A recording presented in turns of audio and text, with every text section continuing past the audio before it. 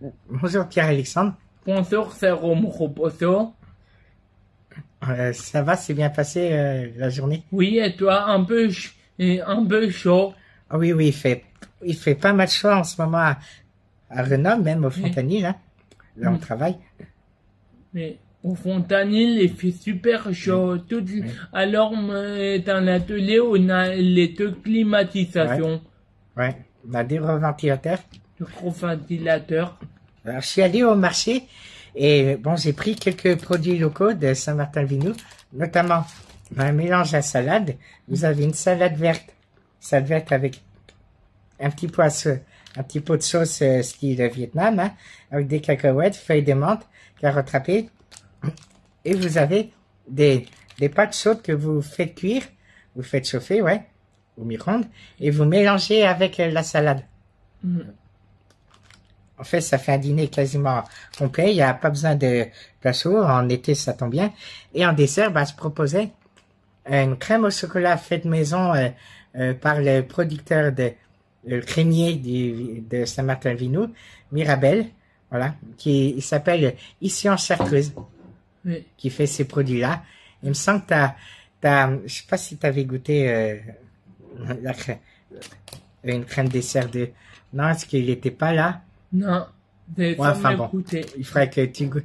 Un jour la prochaine fois que tu viens, je m'arrangerai pour ce mardi où il est là, puis on se prendra des crèmes dessert chocolat et peut-être même des yaourts nature faits par le crémier, quoi. Fait à la ferme, quoi, par le producteur.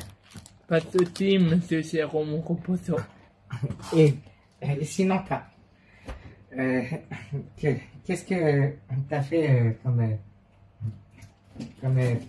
travail aujourd'hui? Aujourd'hui, oui, aujourd'hui, c'est collé tes étiquettes sur les sachets. D'accord. J'ai rangé ça aussi. J'ai oublié. Et toi, t'as fait quoi, monsieur Jérôme Roboso? Alors, moi, j'étais sur, comment c'est, Master Proxima. Oui. En fait, si tu veux, c'est une chaîne de produits. Il y en a qui met une vis, un ressort et une rondelle joint pour joint. Puis l'autre, il met une autre partie, la graisse la graisse, il reste le produit et l'autre. Après, il met le ressort et il visse le tout. Oui. Et il paraît que après le demain, il va vous donner un coup de main. Je ne sais pas. Qui me l'a dit. Ah, possible. Après ça, possible. À vérifier sur les AIC de chacun d'entre nous. Parce que j'explique, chaque atelier, chaque îlot a un AIC, en fait, qui, vous savez à quoi ça sert. L'AIC, c'est un peu comme un planning, en fait. Par exemple, c'est un plan, ça signifie animation intervalle courte.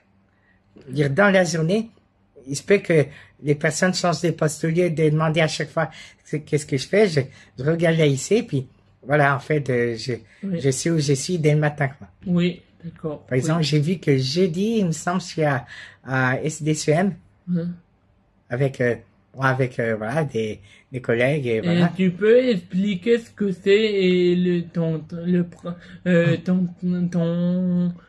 travail ici? Ici? Non, mais autre que tu viens de dire. Tu veux dire à la Société dauphinoise de contrôle électromécanique? Oui. SDCM? Oui.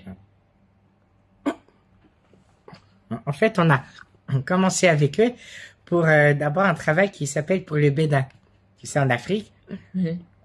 Et ils veulent mettre un train là-bas. Donc, il faut qu'ils s'équipent.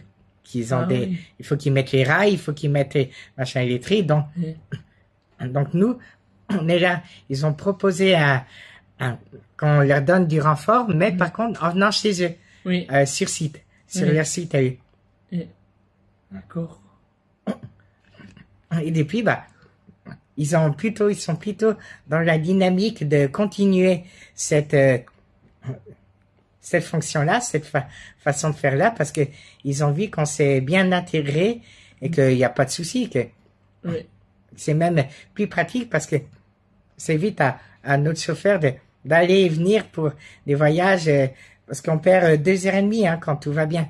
Oui, ah oui. Quand tout va bien, c'est-à-dire quand il n'y a pas de circulation et quand chacun a ramené la bonne pièce. Oui, d'accord. Parce que voilà, t'imagines retourner à l'ESAT, il est 15h30, bah, il faudrait quasiment autant de temps pour on s'est aperçu qu'on a oublié la petite rondelle, bah c'est mort, c'est reporté à le lendemain matin. Oui. Donc voilà, c'est plus pratique, on connaît tout le monde maintenant et puis on a les stocks sur place. Oui, d'accord.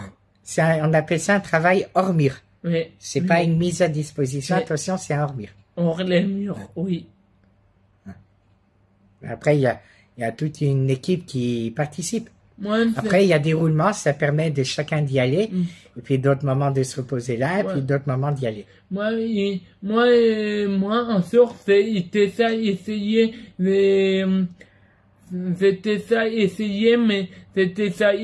le travail, mais il y a la poste qui a des difficultés financières de prévoir, alors du coup, on a arrêté d'aller chez eux. D'accord. Ah ouais. Ça peut arriver, mais après, quand il y a il y a des soucis financiers. Ouais, liquidation financière. Oui, liquidation financière. Ça arrive malheureusement. Hein. Alors du coup, on est. Et il y a plus en plus d'entreprises qui met la clé sous la porte. À qui ça arrive parce que avec l'inflation et si tu veux le prix du courant, l'électricité qui ne cesse d'augmenter, et Poutine, apparemment qui veut pas lâcher l'affaire. Sur l'Ukraine, en fait, je te dis, on est mal barré, hein. Je sais même pas comment ça va être dans 40 ans, hein. Est-ce qu'on s'appellera encore, le pays s'appellera encore France? J'en sais rien. Pas. Aucune idée. Parce que si ça continue à aller dans ce train-là, et après, il y a pas que ça non plus, mais on va dire qu'on fait face à des pénuries assez, qui sont assez pénibles, autant pour le gaz que pour l'essence. Enfin bon, voilà, on va pas entrer là-dedans. Voilà. Après. Quelle chaleur incroyable. Ah oui, quelle calor.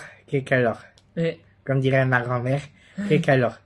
C'est ce que ça veut dire? Non. Ça veut dire quelle fraîcheur. Non, c'est des conneries. Quelle calor, c'est quelle chaleur. Ah oui. Et normalement, tu réponds, oui, c'est mucha calor. Mucha. C'est dire oui, trop de chaleur. Il y a trop de chaleur. Oui, trop de chaleur.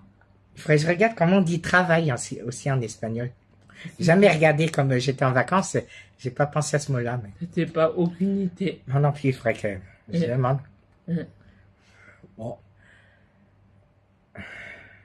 Voilà. T'as des choses à rajouter ou c'est tout bon pour toi? Pour moi, c'est... On a fait l'essentiel. On a présenté les produits, puis après discuté un peu de 2 ou 3 choses, qui on n'a pas le grand pouvoir, mais bon, voilà. Après, voilà. Bon, une chose à dire aux abonnés, restez connectés sur notre chaîne YouTube pour pas manquer aucune de nos vidéos avec Jérôme Robozo. Alors, normalement, ceux qui sont abonnés, si tu veux, ils reçoivent, tu sais, des notifications. Après, j'avoue, des fois, je regarde pas tout le temps parce que c'est vrai, c'est très chiant que quand il y en a 50, j'ai pas le temps à, Parce que moi, il faut être actif parce que ça fait pas mal de vidéos et peut-être aussi Jérôme. Après, ça dépend ce qu'on montre aussi, quoi, mais comme par exemple, je sais pas si vous avez vu, durant ce week-end, il y avait des chevaux dans le pré à mon père, qui était juste à côté de chez mon père. On voyait de la fenêtre de ma chambre, il y avait 2 chevaux. Il y avait une jument et un cheval.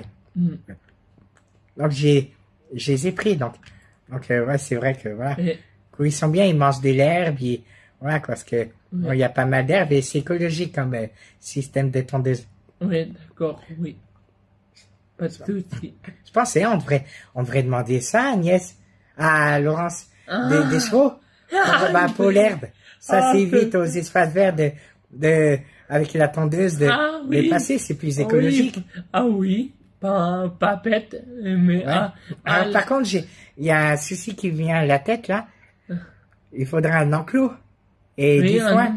Oui. Et 10 foins. Oui. Qui finance ces foins? C'est nous ou c'est Laurence? Parce que on demande à quelques salariés de cotiser pour le foin et les chevaux après. Est-ce que c'est pas donné le foin? Je sais pas combien ça coûte la botte. Je sais pas non plus. Parce que tiens, si d'ailleurs il y a vous avez la réponse, mettez-la en commentaire. Ouais. Combien coûte une botte de foin? Vous savez les rouleaux qu'on voit dans les prés. Combien ça coûte le rouleau? 100, 200, 600, 700, 1000, 1200, 1300.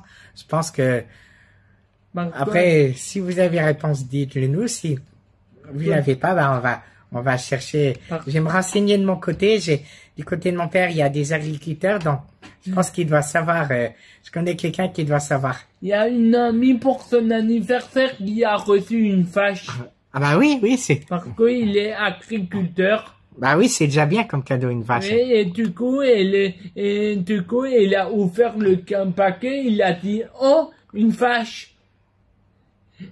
Et du coup, il était surprise de recevoir une vache parce que ne s'est pas donné une vache. Ah ouais, ça peut aller dans les 700 à 1000 euros minimum. Oui. Et après, selon la race, ça peut grimper vite. Oui. Alors par contre, j'aime bien les vaches, mais ne m'achète pas une vache, parce que là, je sais pas où la mettre. Là. Non. Voilà, c'est un studio de 36 mètres carrés. Je suis pas sûr que la vache soit vraiment confortable. C'est pas une faille, c'est un studio, c'est pas une ferme. Ouais. C'est toi. À moins que j'en mette, tu sais, juste en bas des bureaux des chefs. Oui, et les chefs, ils vont dire... Du secrétariat, ils vont être contents d'avoir une vache. Dire, mais c'est quoi ce bruit? Il va atteindre. Il va dire, et puis surtout, on a une vache ou quoi? Oui. Puis surtout, on va dire, le terrain n'est pas adapté. Oui. Pour les vaches, il faut un pré, quoi. Oui. Donc, là, on va dire, ça deviendrait plutôt de la maltraitance pour la vache, quoi. La pauvre vache. La pauvre vache. Après, je fasse un câlin, mais bon, je fasse un bisou. Oui, Elle va me donner un coup de langue, elle va me dire, qu'est-ce que c'est que ça? Qu'est-ce qu'il me fait, lui, là? Il m'a pris pour qui, lui? Je sais pas, il va dire, je suis pas homo, je suis pas, oui. Voilà. Exactement. Bon, bah, voilà. Oui.